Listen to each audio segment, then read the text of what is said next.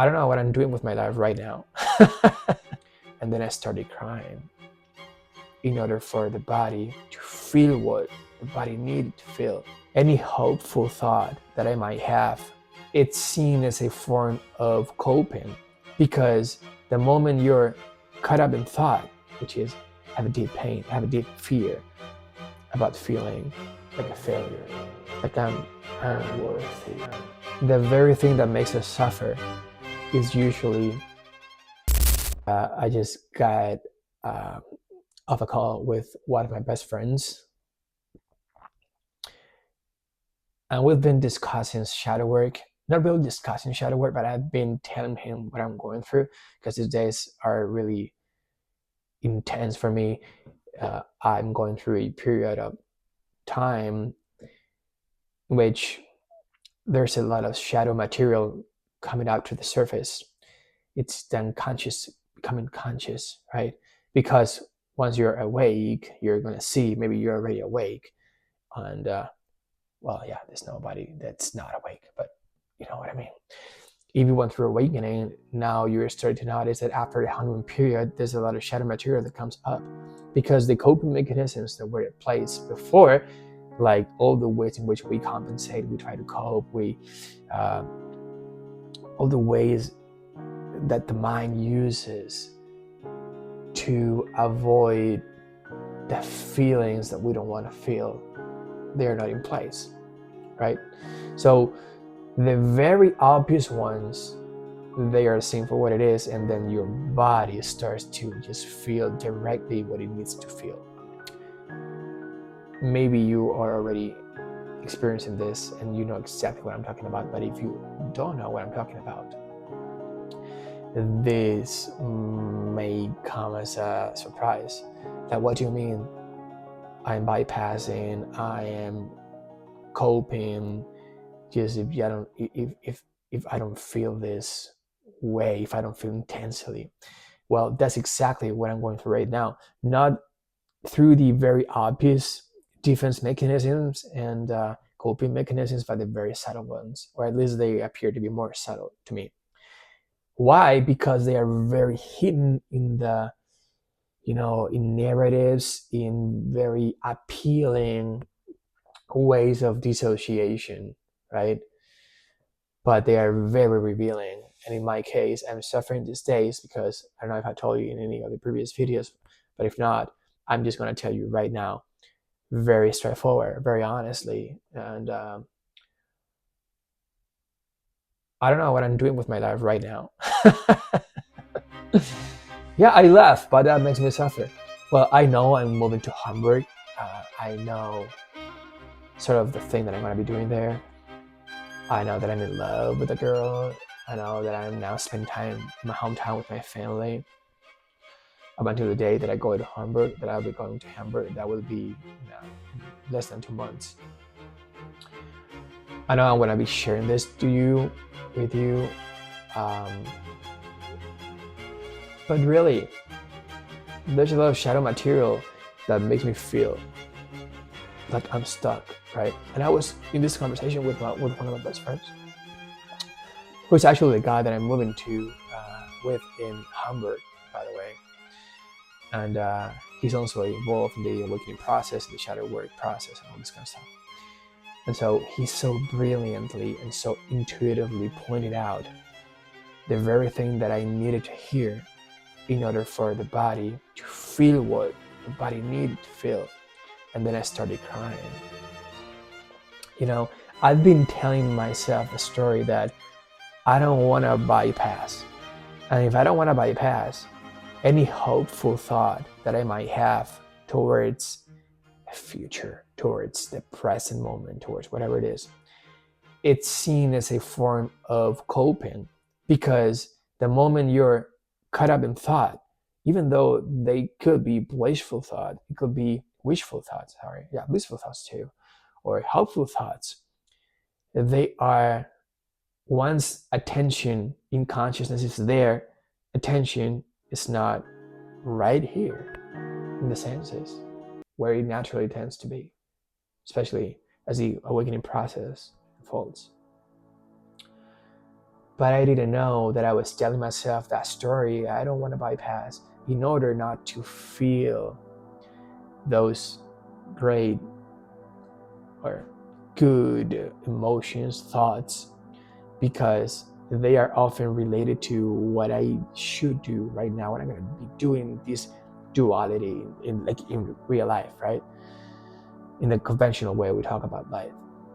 Because if I had those positive thoughts towards it, that would imply that I have to face the current situation, which is I sort of lost my company. I sold my part of the company to my business partner, and I drifted apart from them.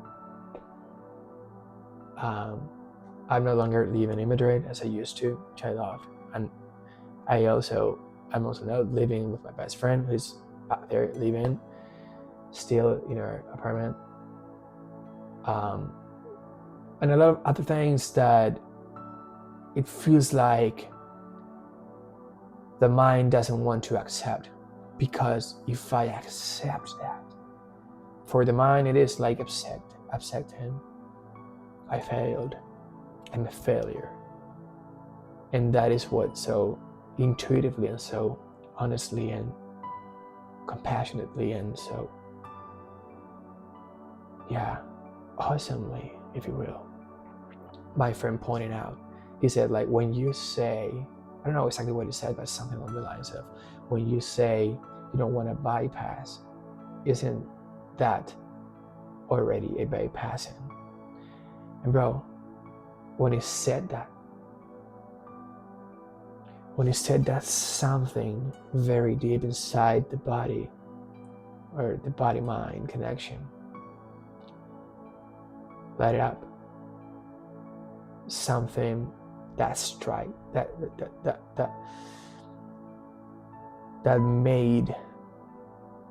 provoked a response from the body that felt really true and very honest and very spontaneous.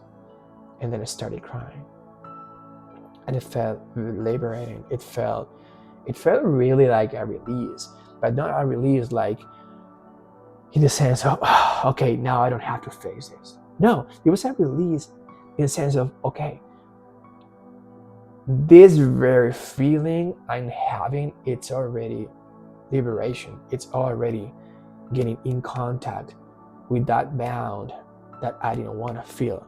It's already accepting that I cannot accept the situation. And that is the very first thing that usually it's needed for you to get in contact with a more profound, more like a deeper bound, okay? Bound, yeah. Well, wound. I'm saying bound is wound, I think it's, I don't know how to pronounce it in English right now, but like, whatever. Like, I think it's bound, it's wound. Yeah, the wound. It hurts, man. It hurts. It's just pain in the body, pain, emotionally driven pain stored in the body. Yeah, so I was telling myself the story I don't want to bypass in order not to feel, in order not to get caught in those good thoughts about what I want to be doing right now, because that would imply that I have to face reality as it is right now. And that would imply maybe getting in contact, if I am really honest, with the process of the feeling of failure, of not being good enough, unworthiness.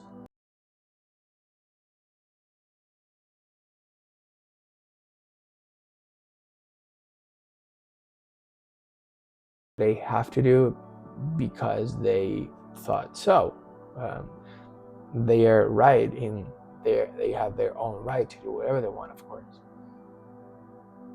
And in the long run, I feel like that was very positive, and that it will be positive to this avatar too. But yeah, man, the very thing that makes us suffer is usually resistance, or maybe it's always resistance. Maybe there's no other thing that rather than resistance that makes us feel suffering, that makes us suffer. Because the moment my friend pointed out to you're already bypassing by saying that you don't want to bypass. Then it was a reaction. The reaction was triggered immediately. And then I asked for a couple seconds, and then I started crying. And I felt this pain deep in the stomach. And inside the pain, which was not apart from me perceiving the pain, I was the pain in a way. Then space was created, and compassion arose.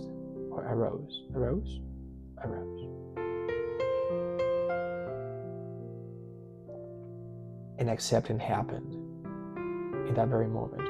So if you question at some point if you are bypassing or not, whether you're doing things right in the process of awakening and then shadow work and stuff, I feel like the only answer that's really truth is, are you allowing to feel what's already here now as it is without modifying it? That's the doorway. That's what appears to be the doorway. Because in my case, yeah, it was my friend who suggested that thing that I might be already bypassing, and that triggered the response. But ultimately, that thing that he said just acted as a sort of curiosity vehicle that made possible to look with sincerity at what's going on already, which is have a deep pain, have a deep fear about feeling like a failure, like I'm unworthy, like I'm not good enough for whatever it is. And that's in the character, that's in the conditioning. Because yes, I'm not experiencing it anymore. Like there is a solid Sam that's living life. I don't experience that. But it doesn't mean that there is a lot of repressed and suppressed material that life from this point of view still has to go through to deeply accept that there is no good and bad, no better or worse, not, every emotion, every feeling, every sensation, ultimately raw sensations in the body that appear, they have their own right to be there. And it is the unwillingness to feel them, it is the fear to fully be there with the emotions and become the emotions and feelings and sensations that creates resistance itself. The feeling that you are really someone separate from those emotions and feelings is what creates the suffering. That is in itself resistance. And I thank you, my friend, if you're watching this, for helping me out today. Yeah, and hopefully this is helpful for you guys too. Love you.